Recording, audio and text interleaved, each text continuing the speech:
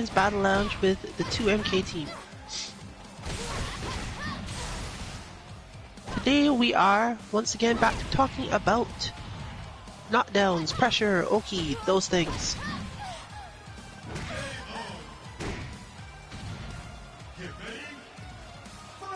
I had a whole thing about how we were going to start up and see if we could manage without any technical difficulties, but the technical difficulties actually started before the stream even did. The result is that we have a winner stays on stream today. It does have an upper limit, so none of y'all incredibly good people are allowed to play. You can play on your Smurf accounts, I guess.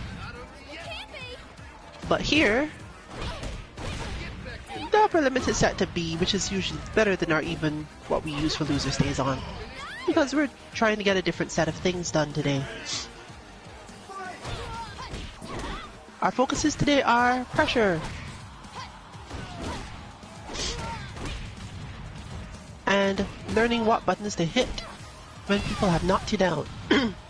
Similarly, what buttons to hit when you want to hit someone who you have knocked down. Last time we didn't really cover the second part. And it's going to depend on who's playing, because some characters don't really get into it, and some players are not in particular mindsets at the moment.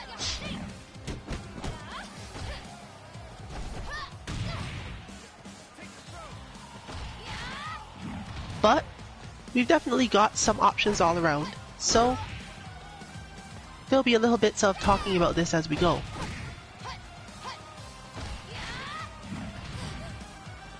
This match isn't the best for it, for example, because our Kokuro's style still leads to the same sorts of things we discussed before.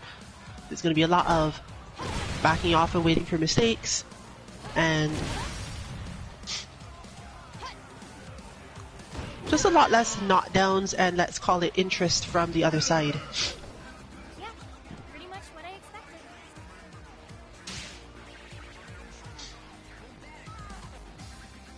So you can generally expect that I'm not going to have a lot to say during Kokuro matches.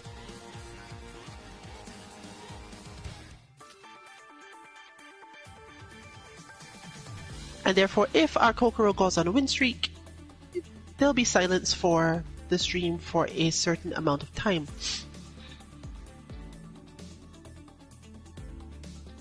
Other than that though, I may still have some comments depending on who's playing, and of course, since we expect to at least somewhat see other people today, players beyond the team, and if they're particularly good, they'll probably stay at the top and fight the team.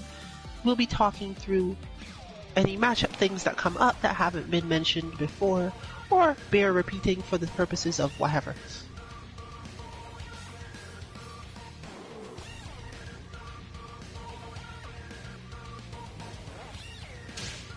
This week won't necessarily be more detail on the concepts of knockdown pressure, but we might see different play out, especially since understanding the ways to get up will affect it a lot. When you're not too familiar with this game, you don't have to spend a lot of time thinking about what choices your opponent has on their wake up. You just try to hit them or choose to not try to hit them. But obviously there's a bit more nuance to learn than that. You can learn it entirely by experience, but that requires you to understand what it is that the opponent is doing when they're waking up, and which of these things can even be hit, what you should use to counter them, etc. It's not entirely intuitive. Of course, the game's hints will tell you, but they don't always come out the same, and of course I will still be repeating some of them. But as noted, I'm not likely to have much to say during Kokuro matches, so assume that you've got some quiet time to go grab whatever or do whatever while Kokuro's on screen.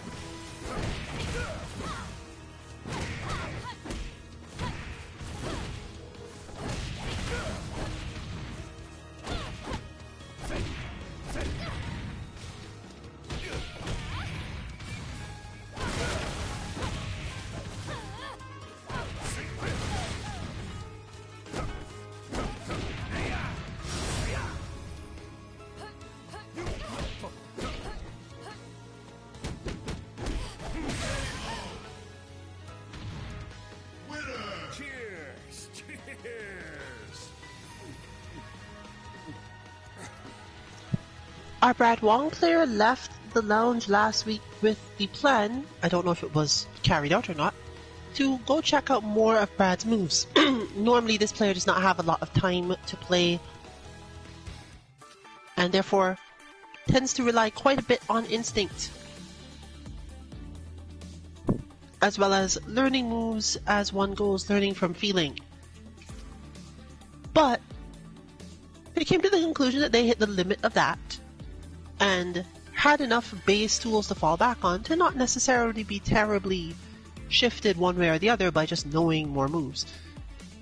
This happens a lot because this is technically how we play games and learn them, especially complex-ish new ones.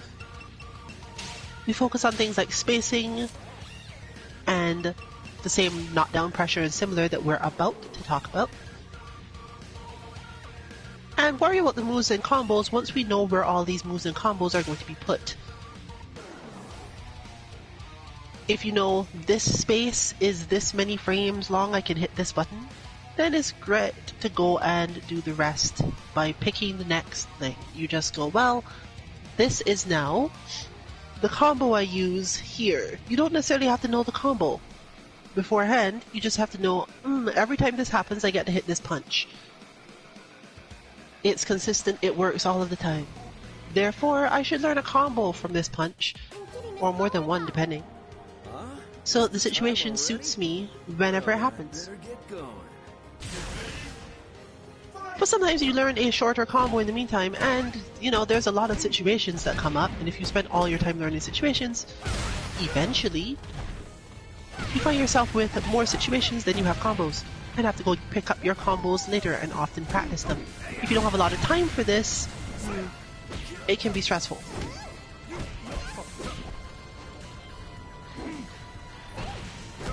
And again, I don't actually know whether or not that was what happened. I don't know whether or not the player managed to go get all these combos, but I'm seeing a few more moves than usual. And we are looking still into the Oki aspect of things because of it. One of the main things that we talked about last week that's super important, or week before last, exactly how long you delay your wake up. Let's assume you've decided I'm staying on the ground. You can change a lot of your opponent's Oki options in this game, their knockdown pressure, by not getting up in the timing they expect. This is usually because if you get up after they've already started their pressury move, you can cause it to whiff. Their main options are to press an attack that will hit you while you are down, as in literally while you're on the floor, and to be ready to hit a different attack as soon as you get up. You can delay your attack very slightly depending on your wake up very slightly depending on the attack's strength and timing, and sometimes be able to get up and hit one of your quick buttons to whiff punish that attack without them being able to do basically anything. The main downside to this is that most of the time they're not going to be it's not going to be a combo where you get to just do whatever. They'll probably hold you. Whiff punishes aren't counter hits, and therefore holds are slightly easier to do. So you should look out for your options in that regard. Of course, if you know that the move your opponent has done recovers in a way that forces them to stay standing, you can just hit your special button for your Fatal Rush. The first two hits or so of it are a good counter to that when you wake up and they have missed.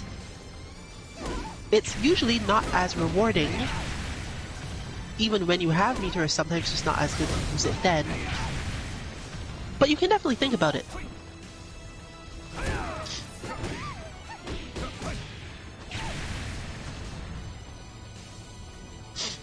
Or you can of course choose this side. I'm not even going to attack on your wake up at all. I'm going to move to my absolute best position as far as I'm concerned, whatever it is. Do I need to calm down? Do I need to get through this? Do I have a plan that you will be able to easily guess? and therefore maybe you should just ignore my plan for now, and so on.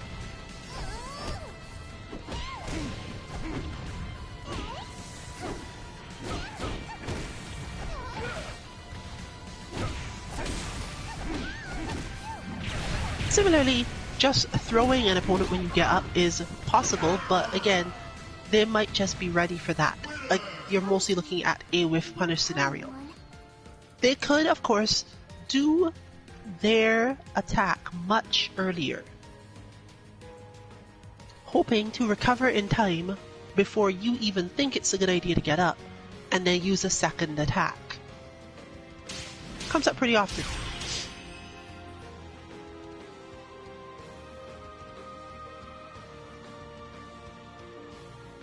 Ah yes, the hardcore option select.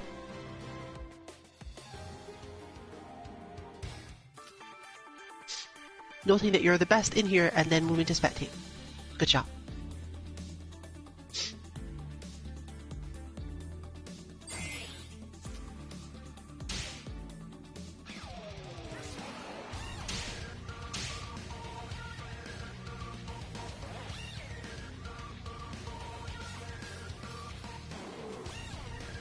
Note that I'm making no comment on the player's skill whatsoever because they are also making no comment on their skill whatsoever.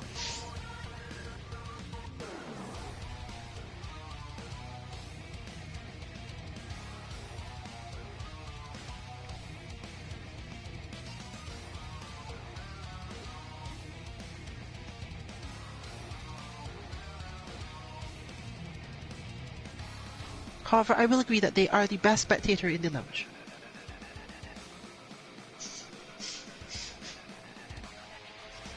I don't have time to play games with you. I'm kidding, that's all I got.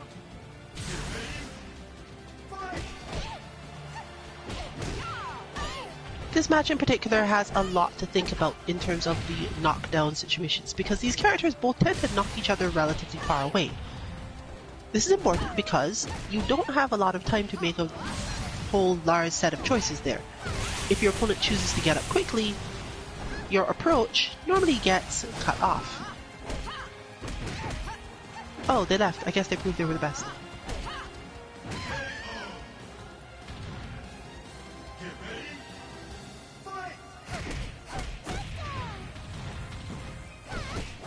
When you knock your opponent that far away on most of your knockdowns, it's usually easier to just not chase after them at all.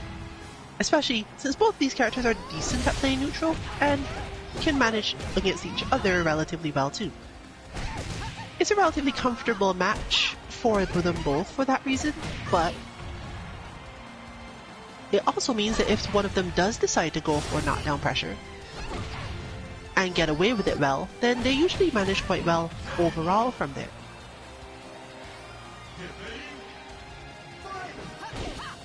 One useful aspect of this, though, is something that was mentioned last time. If you wake up really close to your opponent, they have two options immediately. They can do their standard wake-up kick, which hits mid, and their other wake-up kick, which hits low.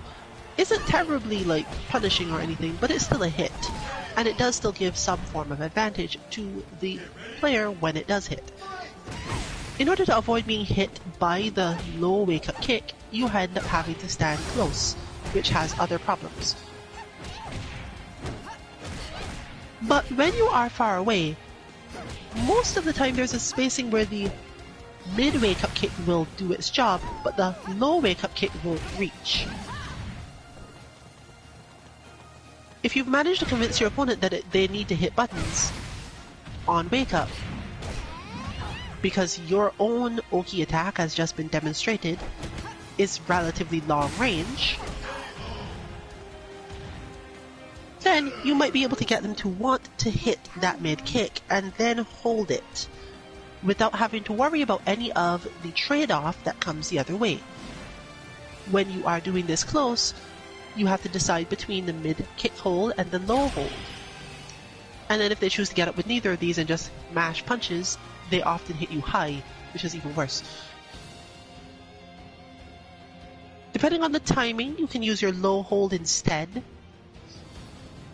just because it's easier, and take the mid kick hit sometimes, but it depends on the character you're up against.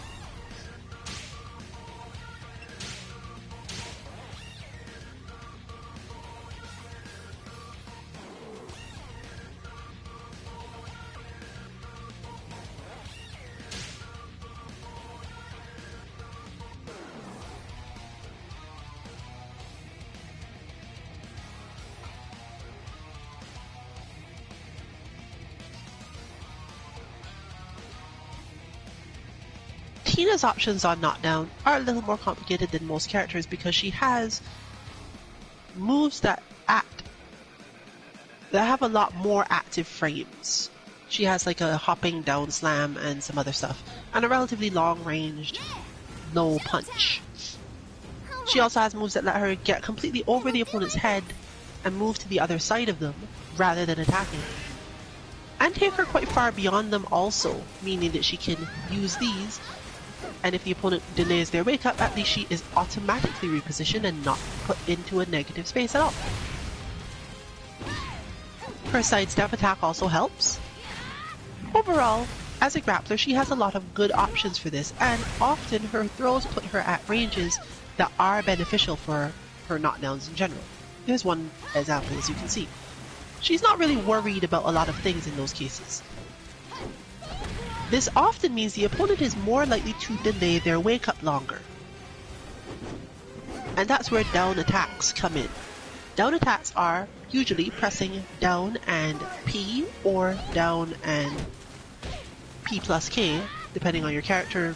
The second one might also be an option. From quite close, which is the main issue. And it's not even much damage. Your character just punches downward. That's it. This downward punch does a little bit of damage. It resets their timer so that if they were pressing stuff to get up and it was about to start up and took long, they're now down for a little longer. They can't instantly wake up or instantly choose their next option. If anything, it basically gives you a reset on the emotions of the situation. You can force the Oki to reset and happen again. And depending on your opponent, sometimes you even do this more than once. In the old DOA games, you could just keep this up forever, more or less. Just hit down P until your opponent decided to get up in time to get away from it.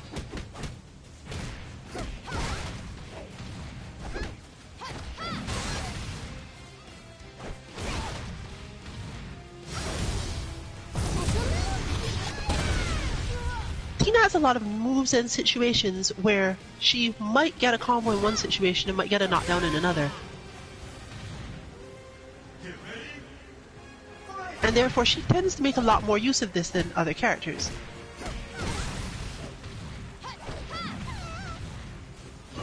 It allows her to set up throws as well, more usefully. But of course loses to very rapid wake up of the kicks mentioned before. But this just means that she's more so on the lookout for holds of either the low kick or the mid kick right after it. It buys you time to track the opponent visually though, so you can consider this for any character if that's what you want. It more so depends on whether or not your knockdowns leave your opponent close enough to you right away and advantaged enough in your situation to just make sense doing this. The match you saw before, Honoka versus Helena, doesn't usually end like this. There's not a lot of spaces where those two interact and down P is even an option because they just spend too much time far apart on knockdowns.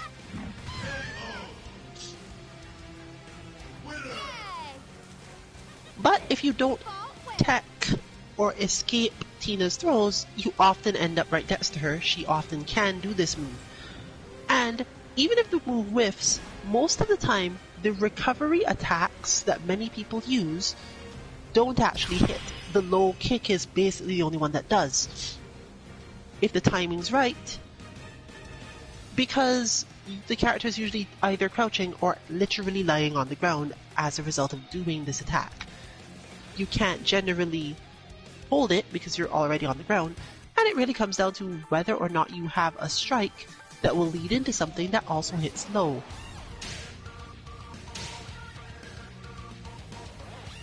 Because of the nature of what happens when you hit an opponent low when they're actually lying on the ground, you might not be able to continue even combos or hit hats that you're used to being able to start with.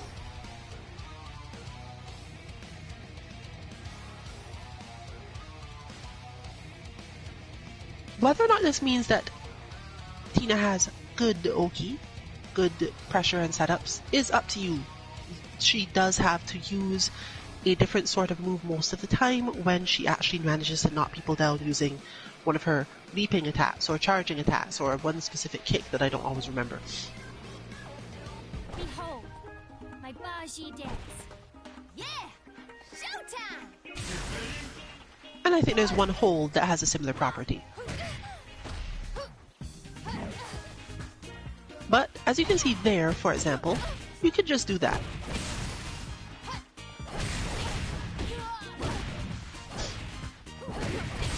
As noted, we're not necessarily going to have a lot to say relative to the Kokoro matches because the flow of this player is a little different.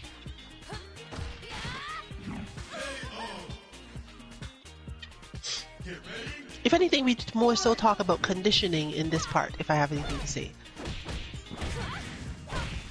Understanding how to condition other players, especially players who don't have a lot of understanding of their own options yet, is kind of meaningfully helpful generally. You need to be able to do this because the player is not necessarily in a position to have any option to change. No matter what they do, if you defend the complex stuff, they more or less emotionally have to go back to just hitting the simple stuff.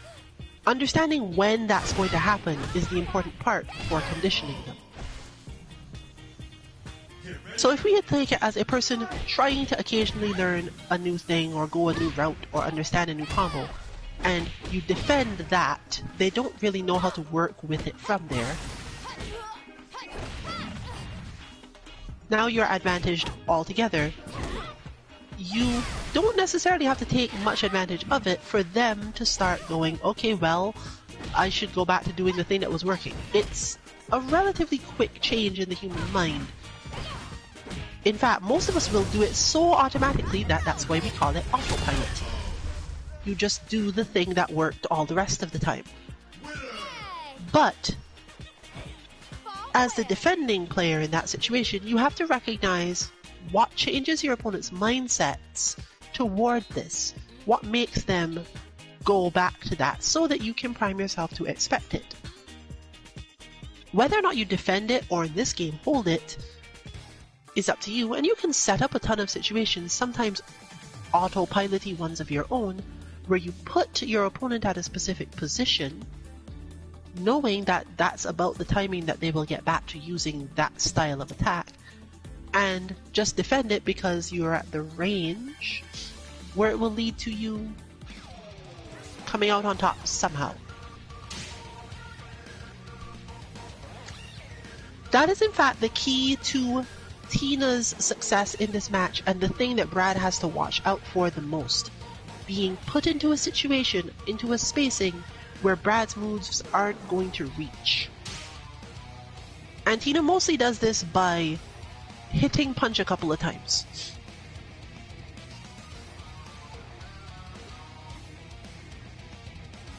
We mentioned this before relative to Kokoro actually on another stream. That sometimes you just want to get close to Kokoro and hit punches so that she has to block, because it will force her buttons to be wrong. Her advantages gained disappear with the range that she's at. This is achieved slightly differently for Brad.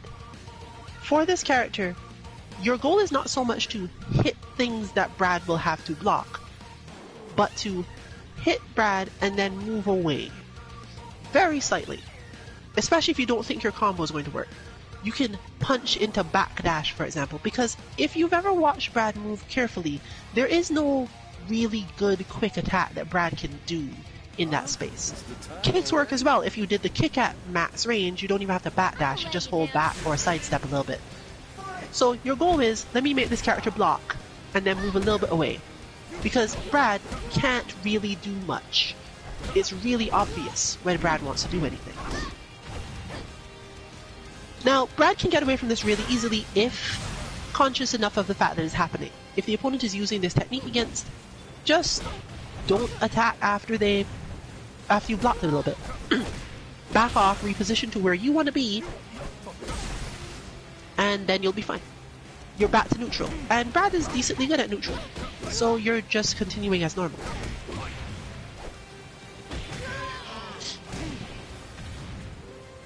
With the slightly deceptive range on moves and a lot of good engage buttons that can't just be held because they're obvious, you can see them coming, Brad has a lot of advantages in this semi-neutral setup. But you can see it here flowing relatively clearly. Just hitting Brad once, either backing off if you had to punch because the punch is usually too close, or just kind of backdashing if it was a punch, or just backing off a little bit if it was a kick, leaves Brad with predictable options. Not no options, definitely no options, but you'll know what's going to happen. And Brad in turn should just, okay, yeah, I'm good with this, I'll back off too. We'll go back to play neutral, and I'll take away all of your ability to see my stuff coming. But this benefits both players approximately equally. Brad's combos don't finish well at longer ranges, meaning that you can either counterattack, go for the hole because you know that the most long-reaching move is what's coming next, or just not be too stressed about it because you didn't take that much damage.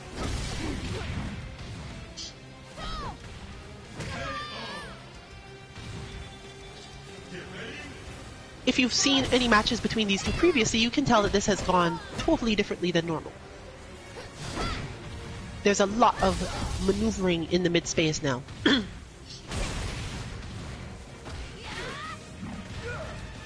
And one of the things that therefore is a huge advantage to Tina and basically any character with the same sort of flow, someone who's trying to punch you a little bit and then throw you. One of their biggest advantages in this matchup is getting Brad's back to the wall.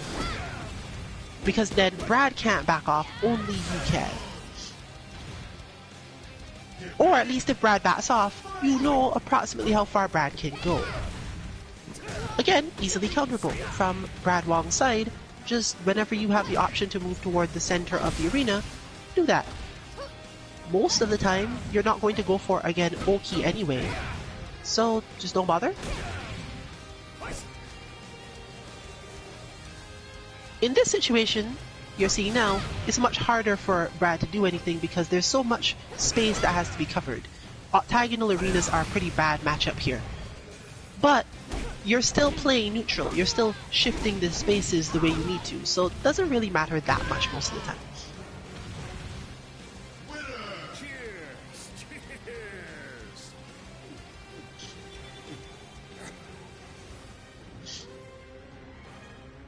But that match, again, didn't end up being too much about Oki options or anything related to them directly.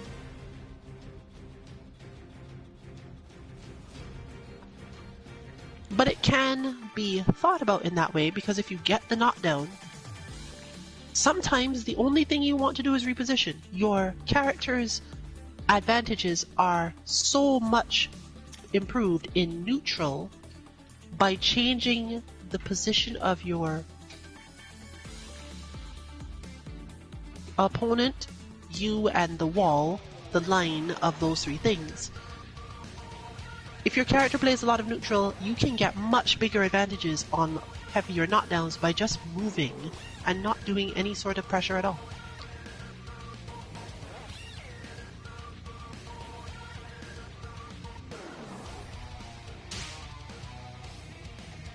The footsie characters with the longer reach tend to be the type of character we're talking about here.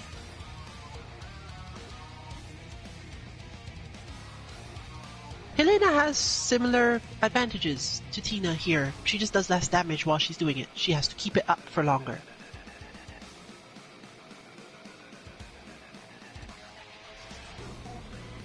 But one thing she does gain by doing this is the ability to use her down stance more often.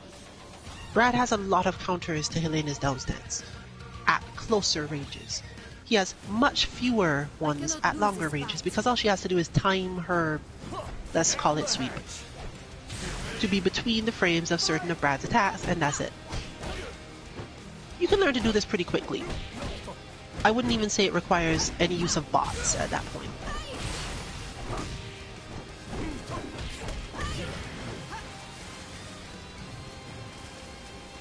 And here's where it matters. When Brad is already back against the wall, it's the perfect stance.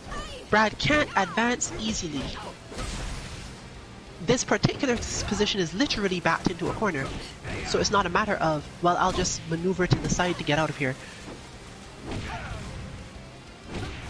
Therefore, positionally, she has a great benefit. And since many of her strikes from there do actually have combos, the situation improves for her pretty fast. But as you've just seen, if Brad decides, okay, no, I'm taking the bet, I'm coming forward, since she can no longer hold, and Brad has so many lows, she doesn't necessarily get to do anything there.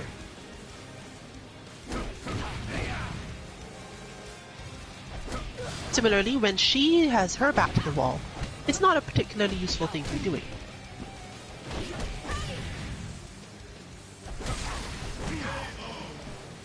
All of this, of course, is to mention that this is another form of Oki. If Brad is down, or if Helena is down, both characters benefit a bit more from, okay, I'm repositioning now, than I'm going for pressure. Despite both of them having relatively complex pressure that could trap or trick the opponent, it's just better sometimes to not.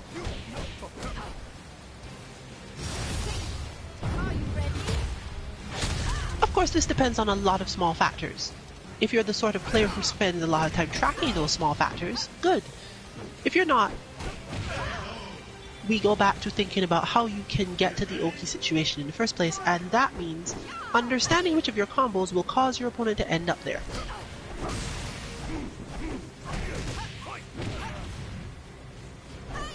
Sometimes just your regular strikes as well, as just demonstrated.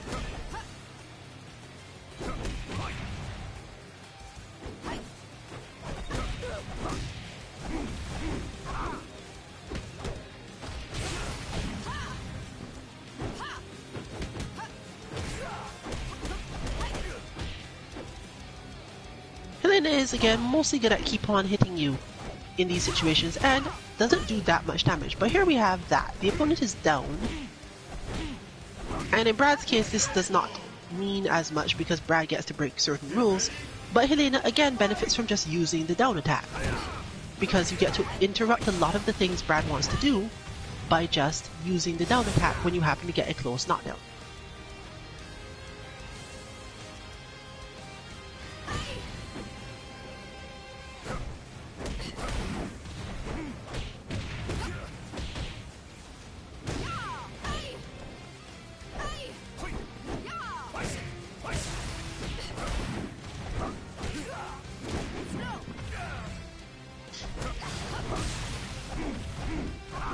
From the other side, the best option you've got usually is to wake up sideways. The down attack can be evaded if you wake up sideways immediately, because it does not track.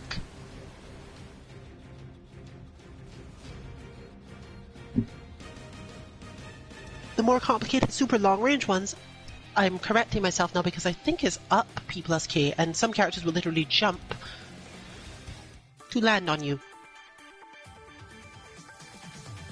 Also doesn't track. You can roll out of that to the side as well.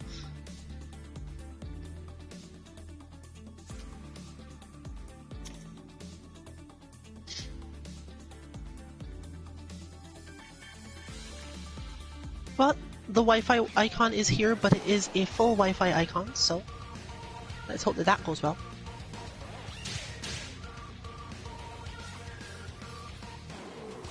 And it looks like we won't be facing the unfamiliar character blues.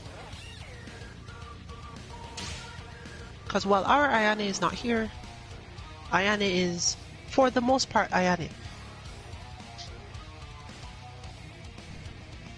We might, however, get a much more pressury Ayane than usual, since our Ayane tends to fluctuate a lot more between misdirection and zoning style attacks, and sort of a close range, not quite pummeling, but trying to weave through your hitboxes. Whereas she can be played with just straight up, I'm pummeling you when I have good options for this. Helena beats this mostly the same way she beats Brad doing this. She has a upward flapping attack that you might have seen once or twice. I don't have time to play games with you. It defeats a lot of Ayane's trickier stuff. It stands nearly no chance against her other stuff. But you can use it as like your go-to button for pretty much everything once your opponent is in neutral and you are sure they're coming in. However,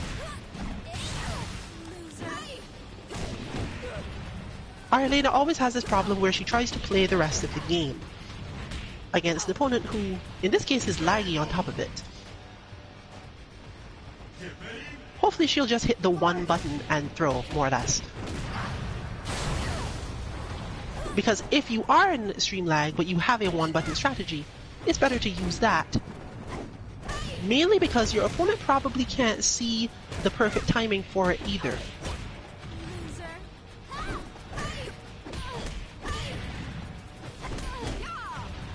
Eventually it will force them to do something else, and it'll be more obvious what you should do.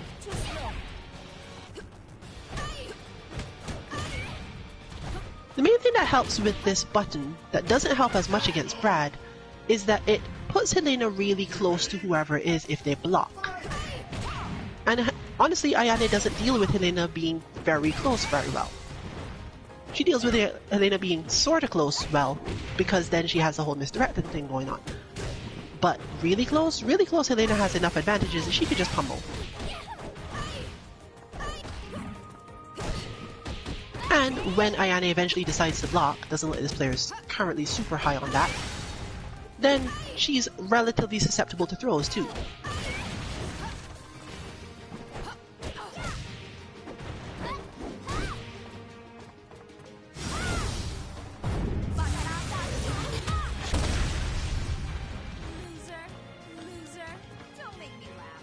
But unfortunately, once again, our Helena often has trouble playing just one part of the game. This happens to her in all games, so it's really important to practice it in other games more so than this one, because in this one, things change around fast enough that the way she thinks about the game is mostly correct. I shouldn't just keep on hitting the same button, my opponent will realize what's going on, or plan their counter beforehand because this game has more moves. But a lot of the time you have to make your opponent prove that they'll do this. And the move in question here has so many advantages for Helena's play that this is one of the few times where it is actually best to just keep on doing it, because everything else has a counter, everything else has something that Ayane will move around. Whereas that one, if you miss you'll be far away, if you get blocked you'll be close, and so on and so on. In those situations, it can be helpful, especially if the single hit strategy is an engage, and you're thinking to yourself, this is boring, this is weird, this is flat. Think about what you want to do after it, because your opponent will have reactions. They will do things, and when they do the things, you will have to respond to those, not so much whether or not the button you hit for basically every neutral interaction is correct to be hitting, but that the game is after you've hit the button.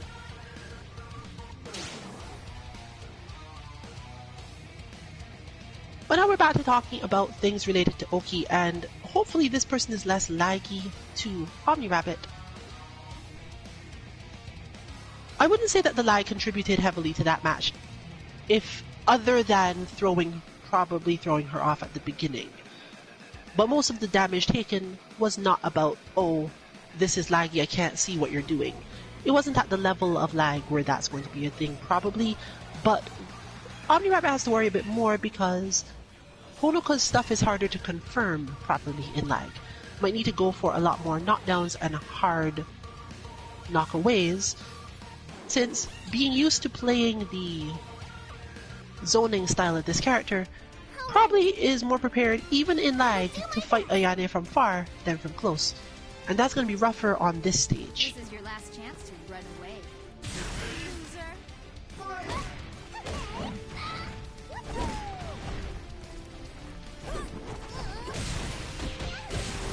Well, that was a big bet. I wonder if that was intentional. That's the other problem. Lag tends to give the opponent much more time, because this game literally slows down, much more time to specifically watch your combos and counter the ones that don't have the same sort of thing. You can of course use this for yourself relatively easily on Ayane, so they're not really gaining a whole lot of advantage there either. There are a lot of Ayane's moves that become more holdable simply because visually the game is doing things slower.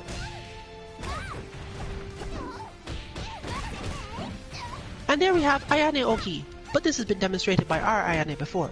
Flip over your opponent's head in certain situations to make their attacks whiff altogether. So far, Amirabe has failed every wake-up kick, and I'm not expecting it to start working now.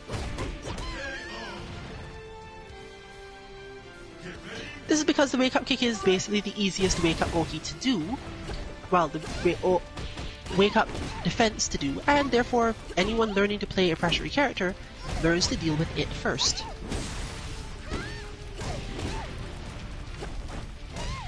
That said, it's so stuttery from this side that I can't imagine what it even looks like on stream.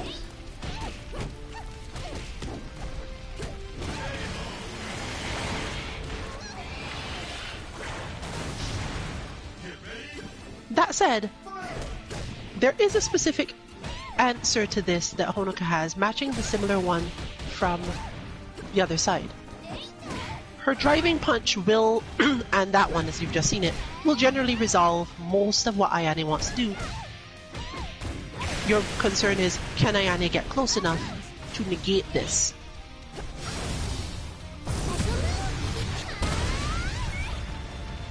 You can't be too predictable with it because she can just hold the punch and hold a bunch of other situations too.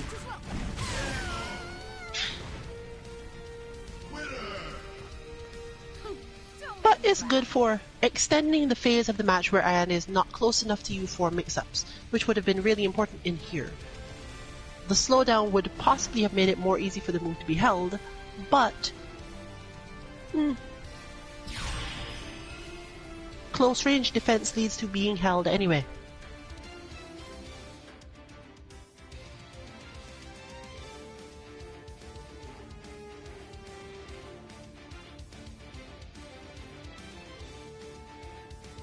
As noted before, probably not much to say while Kokoro is playing, particularly not if Kokoro ends up playing in lag.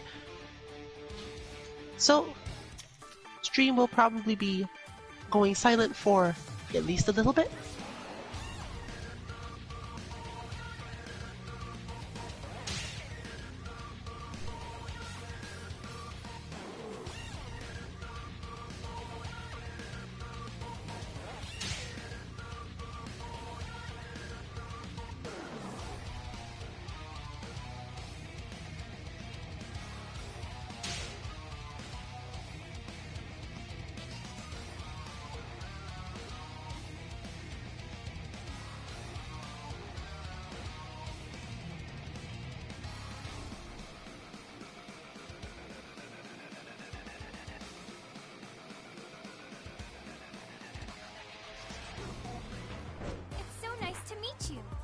This is your last chance to run away.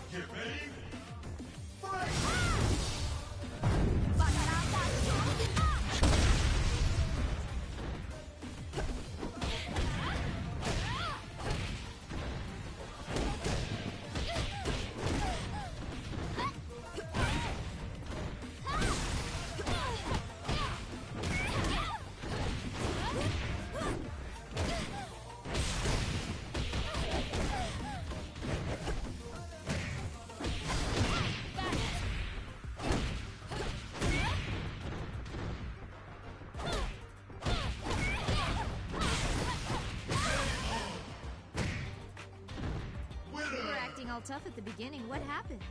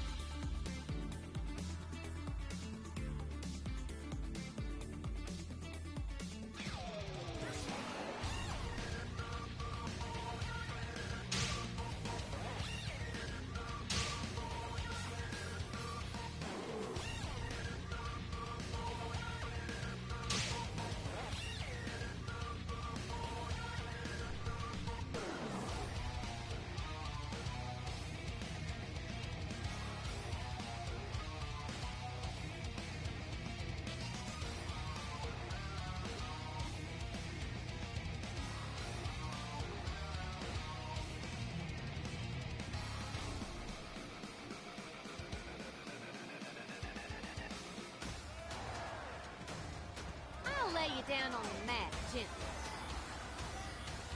No way. Alright, is the lag any better? Looks like they got something cleared up or something.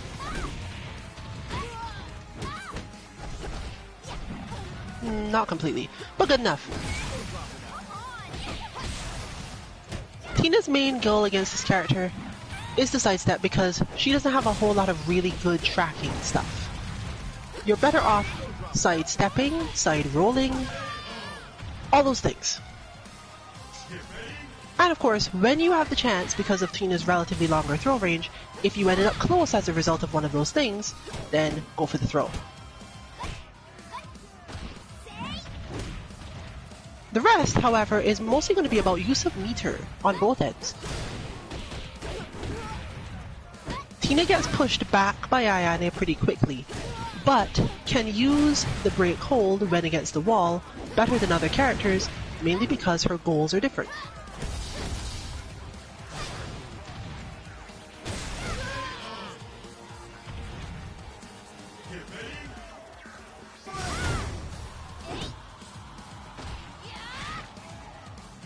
Ayane is going to be the one that suffers somewhat from the lag here because it's much easier to whiff punish with throw, even other stuff, when you see this happening.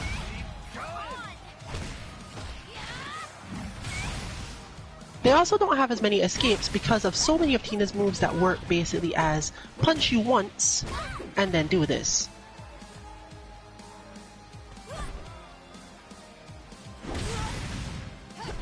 But the lag is going to make it even more important that the break hold actually happen. So it looks like that's not going to work out today. Don't make me laugh. Our player continues to defend their title as the best in here.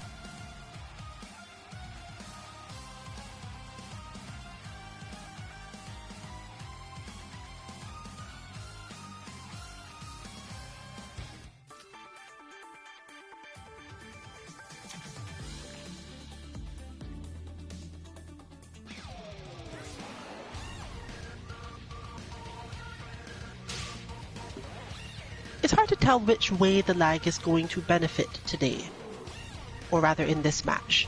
Brad does pretty well in lag because you can't defend most of Brad's stuff without... The entire point of Brad's movement is that it's not distinctive. You can't tell what Brad is doing until about halfway through it, because that's how Drunken Master style works. Depending on how stuttery it is, therefore, you might be misled into doing something based on how conditioned you are. If you know the animations of this character extremely well, you'd still be able to hold most of it. So what we're going to be looking for here is whether or not Ayane understands Brad enough to hold in this scenario. Brad can't really not attack because of the lag. And if they're unfamiliar, it's probably going to lead to a lot more situations that Brad has advantage in. Assuming, of course, that Ayane doesn't just win by pure pressure. Brad doesn't do as well here with just the sidestep, because Brad neither has a good throw setup from a punch or kick, nor quick startup moves that come out of the sidestep that are likely to bother Ayane too much. But there are some options Brad can do by delaying wake-ups and using some defense, i.e. doing stuff correctly out of block.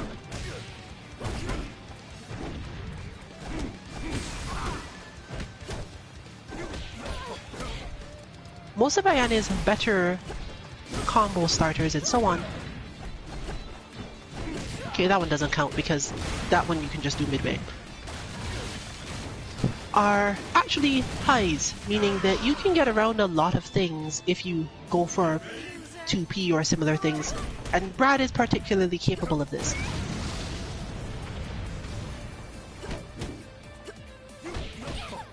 Delaying this, as just demonstrated, is even better.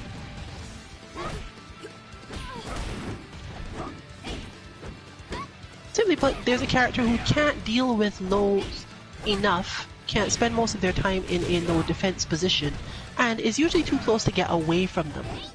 Meaning that this is basically coming down to how much can I break your defenses before you kill me slowly with your low attacks.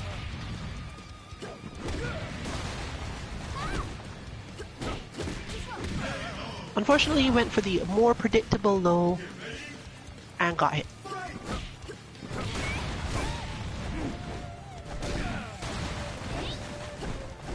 When your character has a lot of lows, you spend a lot more time learning how to use them correctly than most other players, obviously.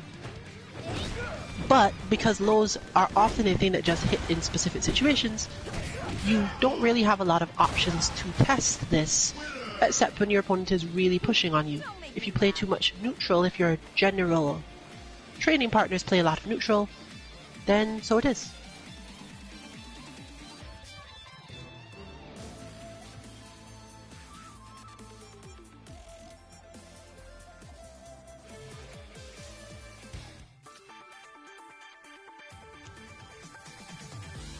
But unless they're leaving, it looks like our Helena gets to have another shot at playing just one part of the game, with the potential additional concept of the game comes after you hit this button. There are definitely going to be times where it's really obvious that another button is an available option, but those are more so, especially in these situations, supposed to be a form of confidence. You have to know that the button is going to work. You can't usually go, well, this is normally what works, or this should be the correct positioning, because your opponent knows these things most of the time and has spent a lot of time learning how to get through or past these. It is actually really important when you are learning to play offense in games. Obviously, you want to learn to open people up, particularly in games where there's no penalty for just blocking forever. I don't have time to play games with you. As much as throws are a thing, even throws themselves, in order to get people to not tech them, you still have to do a little bit of offensive thinking, a little bit of convincing your opponent that something else needs to be reacted to take away their potential to actually do the throw tech.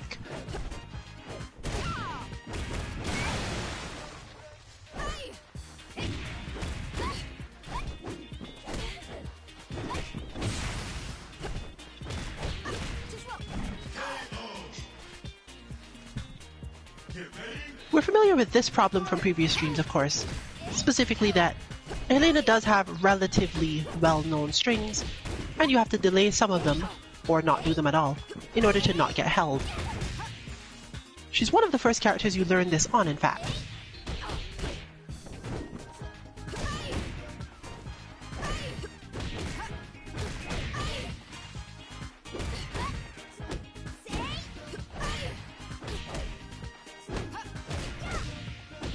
However, Ayane doesn't have a whole lot of great things that she tends to hit after this. So, from Helena's perspective, there's not a whole lot to fear. She can just stop her combos midway, not necessarily go for throw. In fact, starting another combo is probably best, because the throw has all sorts of little requirements. But, you know, there's still something there. Part of the reason why this works so well is, as we mentioned before, so many of the things Ayane does are highs, and that move starts up by bringing Helena's hurt box quite low. Ooh, but it looks like the lag is going to be the winner today. Which side it will benefit is, well, was unclear a moment ago, and now it's slightly more obvious who will benefit from the lag. But you can see that it went generally much better. There's no specific reason why you have to have other tactics in that moment, because your opponent is getting damage off of high strikes and setups related to advancing moves, and you have a move that counters both those things. So you have a clear counter to what they're trying to do that possibly loses to something else they could do, but might not be as damaging.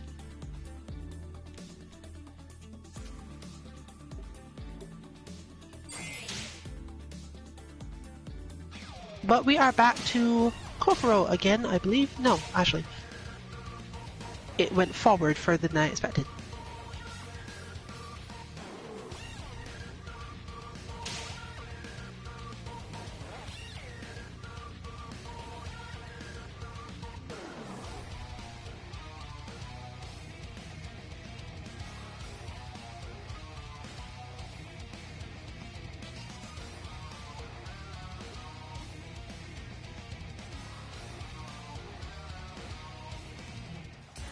I'm kidding, it's all I got. No way. There's a similar option as shown by our Honoka. She does have a move with much less my hurt box has gone low potential, but she still has one.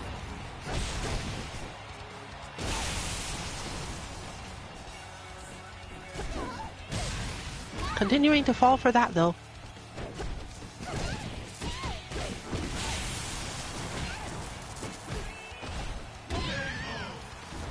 It is in fact difficult because, one, again, lag, and two, Monaco doesn't have a really lot of good other wake-up options to get stuff.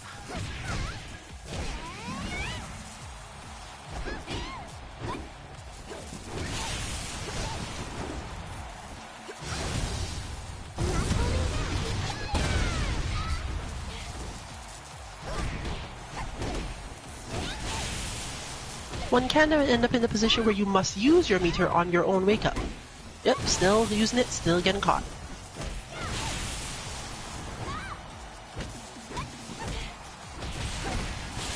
One useful thing here is that most of the time Ayane intends to advance as part of things, and you could therefore get her with the low kick instead. So if you're finding yourself hitting the kick too much on wake up, at least use the low one because, again, Ayane will probably be advancing. It doesn't save you from the flip over your head part, but it gives you something.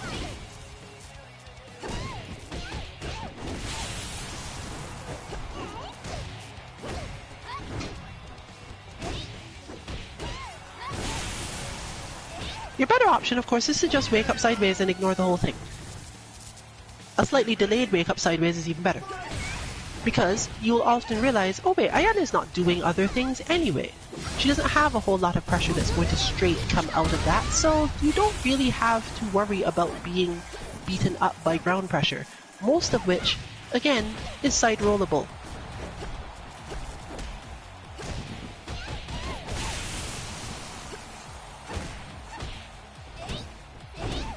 This player, of course, seems to have the skill to recognize that that's happening and then deal with it their own way.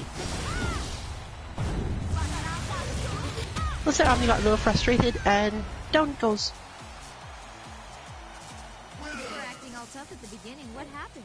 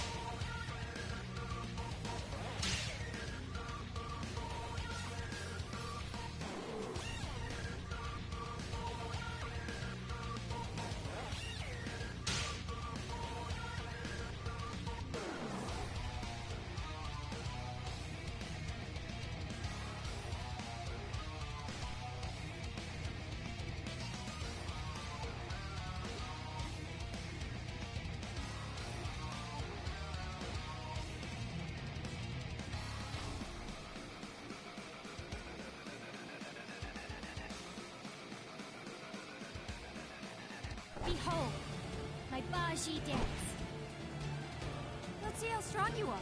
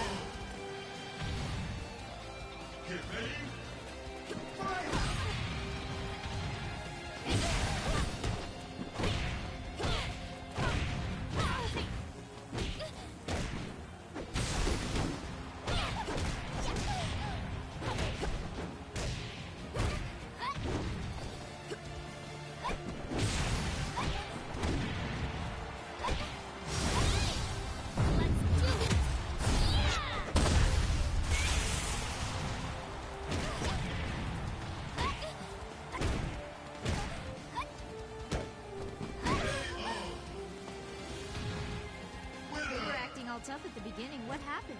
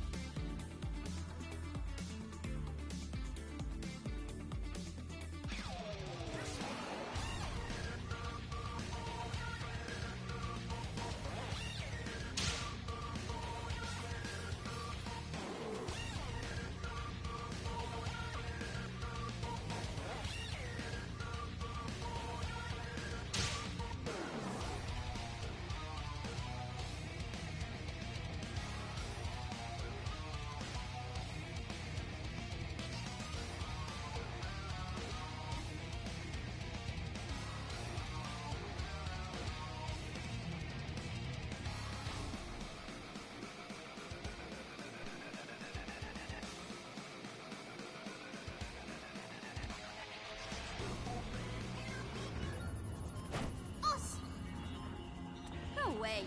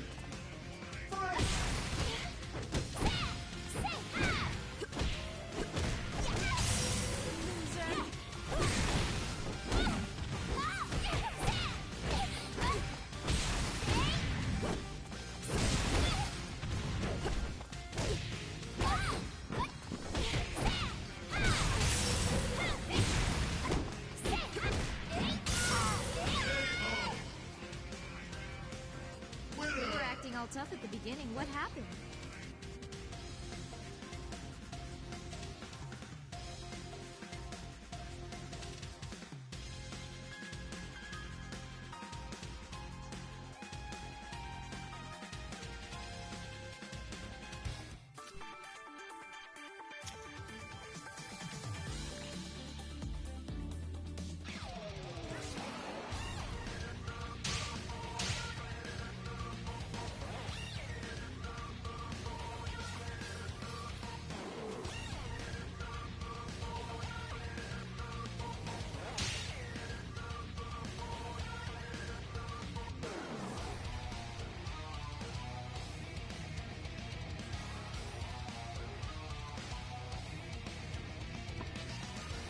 Alright, we are back to step in, specifically sidestep in.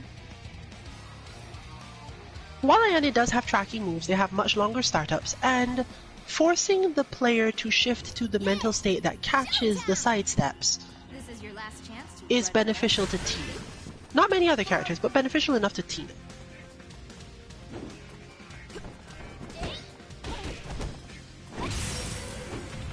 She also manages so much more damage than Ayane does in general when playing this form of neutral. She doesn't care as much. In other words, even this is not really a life lead per se, because it's Tina, she don't care.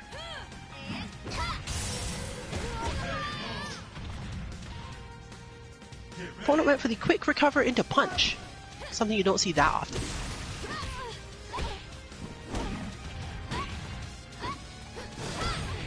One of Tina's biggest issues in this sort of matchup, therefore, is having to learn hit confirms. Specifically, she has certain moves that only confirm into throw when they hit, and otherwise, they tend to get punished. When she goes for the throw, that is. Get ready. Fight!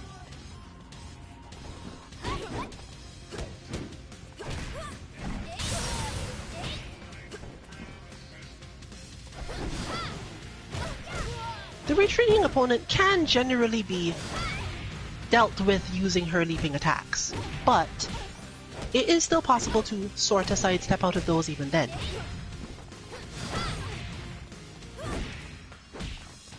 Still is something you can bear in mind for those situations. You were acting all tough at the beginning. What happened? What you've just seen, though, is the strength of what Helena could do in this sort of situation. Just delaying the next strike of your combo is usually enough to cause your opponent to fail the hold. And in many cases, there isn't really a counter to this. If your opponent is at the correct range, they just get to do this for free. You mostly have to block instead of holding, recognize that that's what's happening, and move from there. But pressure characters need to have this sort of thing. If not, they'd be functionally useless. They'd always be getting held, regardless of whether or not this was terribly damaging. And in the cases where it was really damaging, they'd be at extreme disadvantages. Tina's holds are quite good, so if Ayane were unable to do the stagger you just saw, then she'd just basically die.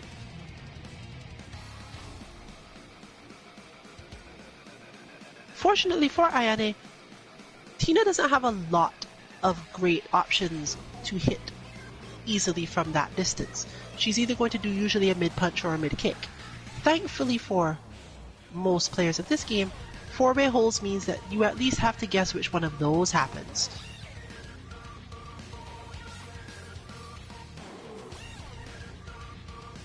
And therefore, once you've gotten deep enough into those layers of I'm blocking, I'm this far away, you're delaying this thing, now I can use this, you still have a way out that doesn't result in, okay, my opponent just got advantage and I can't do anything about it.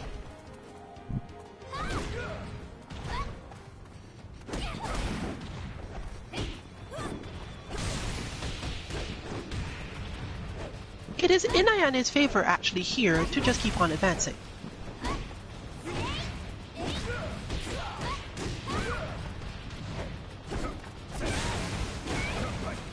With her main problem being Brad's tendency to go under attacks.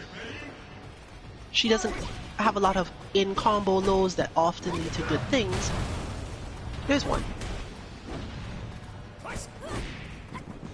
And it's helped heavily by the stage in question. But these moves often put Brad at a spacing where Brad gets the counterattack, which is kind of a pain. Looks like this player has all their holes on point though, so Brad also will have to stagger counterattacks. And Brad isn't so great at staggering counterattacks.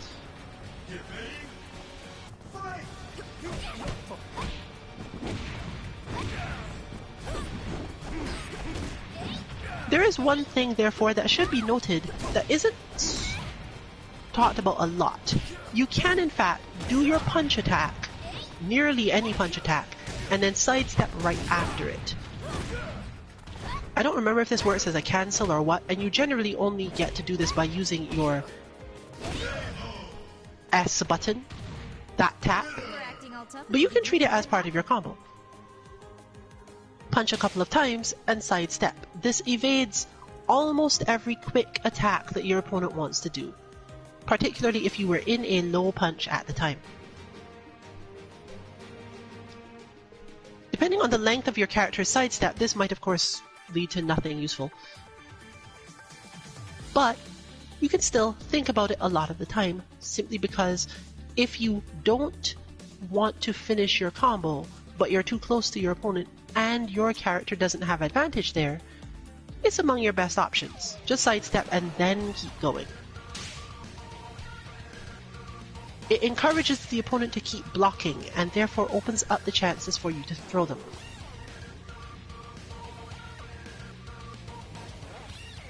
It also gives them something else to react to, and therefore by itself raises the chances that your throw will work.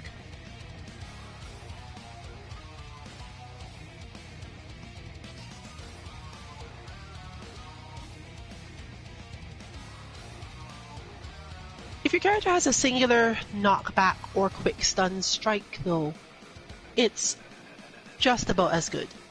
And that was mentioned somewhat before as a thing that Ayane is relatively weak to, because so many of her things rely on her being standing enough to get hit by just your hitting S, your fatal rush. This will at least force the player to use their break hold because their other options don't work. You can't really hold out of the S combo in the first place. Most of the time against other characters you have to care about this, and you can't just do that because they'll move around the S attack in some way. But given the flow we're seeing so far, you could just hit it for the punish, knowing that even if your opponent blocks it, they don't get to get out of it without actually holding. And they must spend meter for it.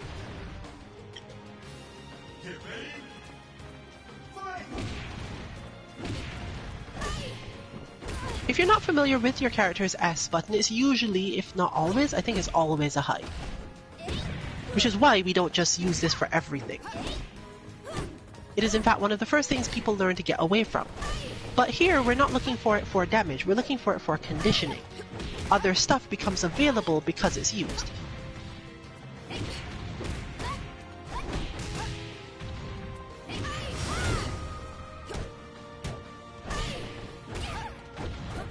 This works on any character that's likely to be standing at the end of their strings for a long period.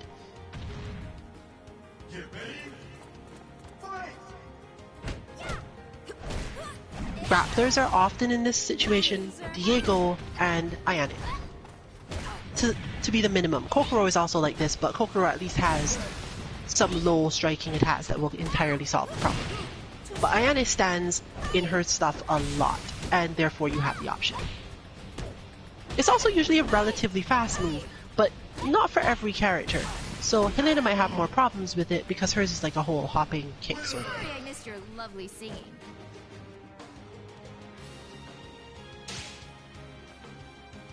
All of these things are little rotations of thought. When you realize your opponent is doing one thing that is defeating what you feel should work, there must be a counter to that one thing. And if you let yourself keep on trying the thing, and you keep on getting beat by whatever they're doing, you often have at least a little time to come up with, what is the thing that defeats this?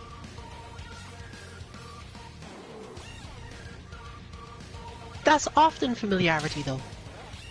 So it's not likely to come to people who only play this game once a week, if that. That said, these streams are here to be rewatched quite often. If your character's S attack is too slow in any way to stop Ayane from continuing to punch, it's probably because she is again just using her high punch, which means you can just high hold it and continue.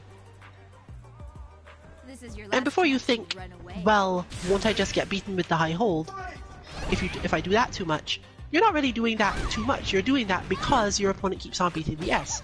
It's best to think about it in that way all of the time. Two sides of the same coin. My opponent is doing something that constantly beats the thing I think is a good idea. That also has a way to be beaten, so I have two options now.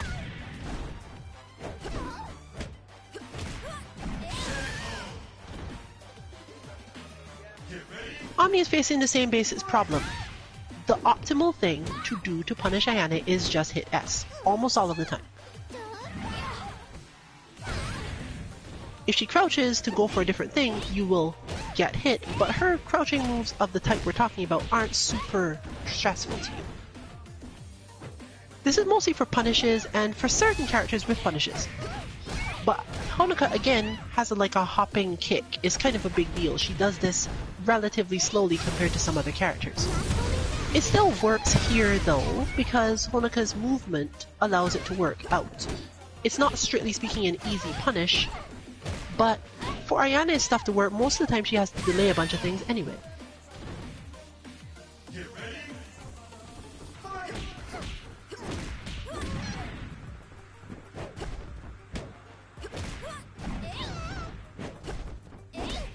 And if she's waiting on you to do a move she can hold, then it's the same thing.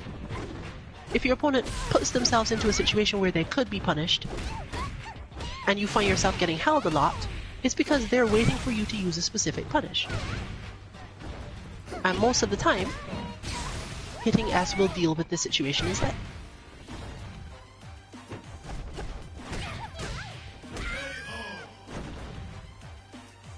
Get ready. Fight!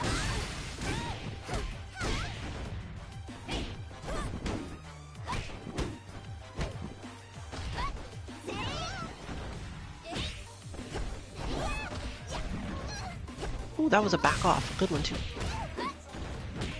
There's that rising kick again.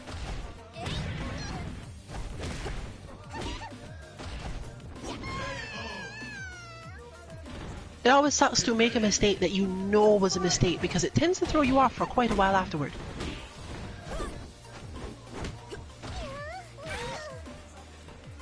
Terrible feeling.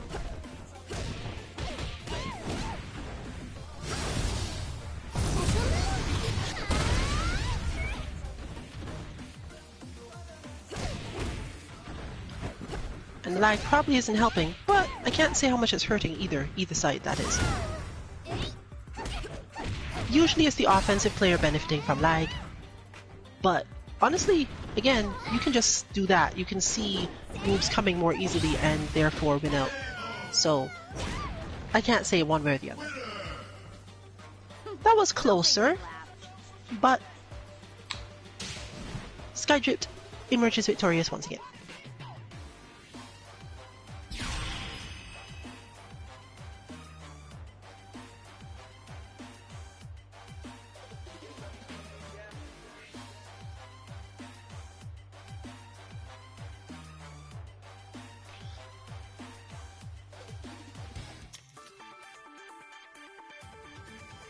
A Wi-Fi face-off, and with it the end to our stream, probably. We are stopping early tonight for various reasons, namely food, and we will be moving on to something else in our next Dead or Alive stream content, possibly another quieter stream where nothing in particular is discussed.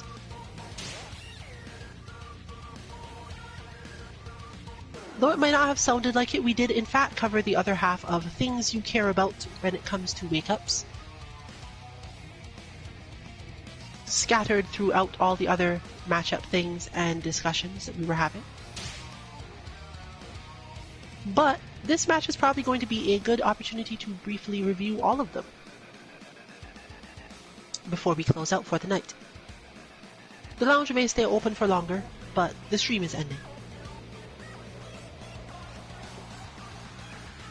So, depending on how laggy they are,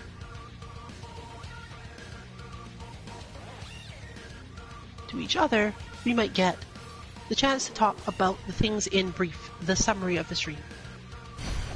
Ayane, why?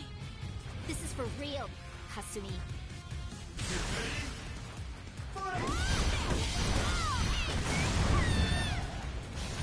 Well, it probably will go fine. Either this player does not know what they're doing at all yet, or knows it so much that they've just decided to start hitting S immediately. Kasumi has a much better time of this than most characters because her S is so quick. But it is still another big high kick to the head, so there's that.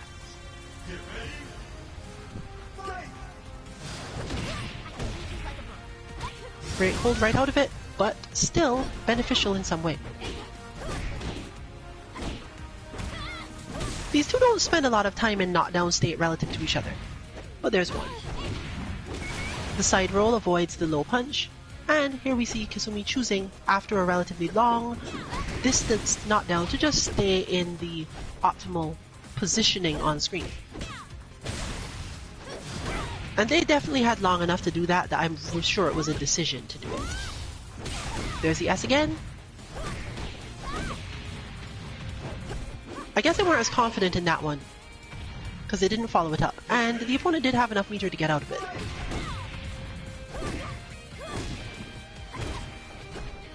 Knockdown to side roll.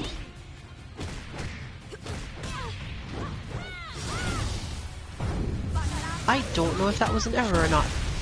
In my experience in Kasumi, that would not be what you'd want there, but I can certainly see how it would happen. Here's the S again. Good flow, but held. Well, it was too short for me to go into much, but we're still ending the stream for now. Make me laugh. So, good luck with your training, everyone. You can find our bots at 2-mk.org for all our other games, and our Twitter is 2_mk_FGC if you want to know when we're streaming. This has been Rillian for Team 2MK. Good luck with your training once again, and good night, everyone.